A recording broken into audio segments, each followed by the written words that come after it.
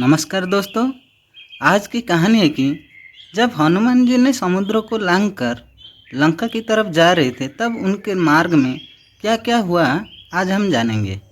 तो फिर जब हनुमान जी ने महेंद्र पर्वत के ऊपर खड़े होकर लंका की तरफ छलांग मारी तब उनकी पैरों की शक्ति से वो पर्वत 2 घड़ी तक डगमगाने लगी। ये देखकर उस पर्वत पर जितने भी मुनि ऋषि थे वो भय से अंतरिक्ष में जा खड़े हुए और पहले से ही अंतरिक्ष में देवी देवताओं के साथ गंधर्व भी उपस्थित थे। और उनकी बात सुनकर मुनि ऋषियों को पता चला कि हनुमान जी प्रभु श्री राम की कार्य हेतु दक्षिण की दिशा में लंका की तरफ जा रहे हैं। फिर उन्होंने हनुमान जी की तरफ चकित होकर देखा कि हनुमान जी इतनी तीव्र गति से जा रहे हैं, उसकी प्रभाव से महेंद्र पर्वत पर जितने भी पेड़ पौधे थे वो सब उखड़कर उनके पीछे पीछे जा रही है। जैसे कोई अतिथि को छोड़ने के लिए उनकी बंधु बांधव कुछ दूर तक जाते हैं, उसी तरह पेड़ पौधे भी हनुमान जी के पीछे पीछे उड़ने लगे और कुछ दूर तक जाने पर वो सब समुद्र में गिर पड़े। हनुमान जी को देखकर सभी आश्चर्यचकित हो गए, जैसे कोई विशाल पर्वत पंख लगाए हुए आकाश में उड़ रहा है। देखकर समुद्रदेव ने उनके अंदर डूबे हुए हिमालय पर्वत के पुत्र मेनका पर्वत से बोले कि हे मेनका पर्वत, अब तुम ऊपर की तरफ आ जाओ और हनुमान जी को थोड़ी देर तक आपके ऊपर विश्राम करने के लिए कहो। ये सुनकर मेनका पर्वत समुद्र की ऊपर तरफ आ गए और एक विशाल काय रूप ले लिए। ये देखकर हनुमान जी सोचने लगे कि ये कोई प्रभु श्री राम के कार्य में बाधा है। फिर हनुमान जी ने अपनी छाती से तीव्र गति से उस पर्वत को टक्कर मारी और उस टक्कर से मेनका पर्वत की चोटी टूट गया। ये देखकर मेनका पर्वत हाथ जोड़कर हनुमान जी से बोले कि हे पवनपुत्र, आपकी विश्राम हेतु मुझे समुद्रदेव ने नियुक्त किए थे। हम आपकी कार्य में विघ्न डालना नहीं चाहते थे। ये सुनकर वीर बजरंगी ने मेनका पर्वत से धन्यवाद की और विश्राम न लेते हुए लंका की ओर प्रस्थान की। ये देखकर सभी देवी देवताओं ने प्रसन्न हो गए और फिर हनुमान जी की एक और परीक्षा लेने के लिए देवी सुरसा को कहे।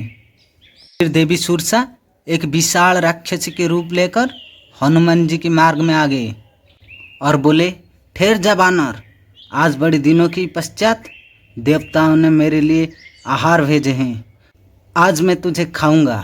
ये सुनकर हनुमान जी बड़ी विनम्र से कहे, माता आप कौन हैं? कृपया आपकी परिचय दीजिए। ये सुनकर देवी सुरसा ने कहा, तेरे माता पुकारने से मेरे ऊपर कोई प्रभाव नहीं होगा। इस सागर की सभी सर्प और अजगर की माँ हूँ मैं कोई भी रूप ले सकता हूँ। मैंने अपना परिचय दे दिया है, अब तू मेरी आहार बनने के लिए तैयार हो जा। ये सुनकर श्री हनुमान जी ने बोले, माता मैं इस समय प्रभु श्री राम के कार्य से जा रहा हूँ, मुझे माता जानकी का पता लगाना है, उनकी कुशलता का समाचार प्रभु श्री राम को देना है। मुझे अपना ये कार्य करने दीजिए, उसके पश्चात मैं आपको वचन देता हूँ कि लौटकर आपकी हर आज्ञा पूरी करूँगा। ये सुनकर देवी सुरसा ने बोली, हे वानर, तू मुझे मूर्ख समझता है? मैं तेरी छल में नहीं आऊँगी, मैं तुझे इसी समय खाऊंगी। फिर हनुमान जी ने बड़ी चतुरता से बोले, हे माता, अब आप सत्य सुनना चाहते हैं तो सुनिए, आप मुझे खा नहीं सकती।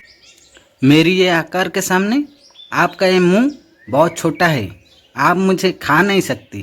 फिर देवी सुरसा ने बोले, हे बानर, अपनी आकार पर मत जा, ये देख मेरा मुंह। ये बोलकर देवी सुरसा ने अपना मुंह को धीरे धीरे बढ़ाती गई और हनुमान जी भी उसके साथ साथ दुगना रूप लेते रहे। कुछ क्षण के बाद चतुरता के साथ हनुमान जी अपनी बुद्धि से बहुत छोटा रूप ले लिया। देवी सुरसा के मुंह के अंदर घुसे और लौट भी आए। फिर बोले, लो माता, आपकी हट और मेरी वचन दोनों पूरी हो गए।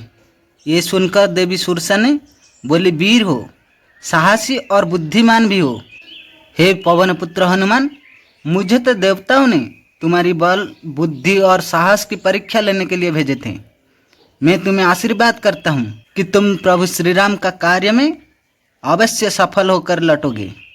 ये सुनकर हनुमान जी ने बोले, माता मैं धन्य हुआ। ये बोलकर हनुमान जी ने और तीव्र गति से लंका की ओर चले। तो दोस्त आज इतना ही, आगे की प्रसंग अगली वीडियो में लेकर आएंगे। तो बोलो श्री रामचंद्र की जय, बोलो श्यामर रामचंद्र की जय, बोलो श्यामर रामचंद्र की जय, बोलो पवन पुत्र हनुमान की जय, बोलो पवन पुत्र हनुमान की जय। हर हर महादेव।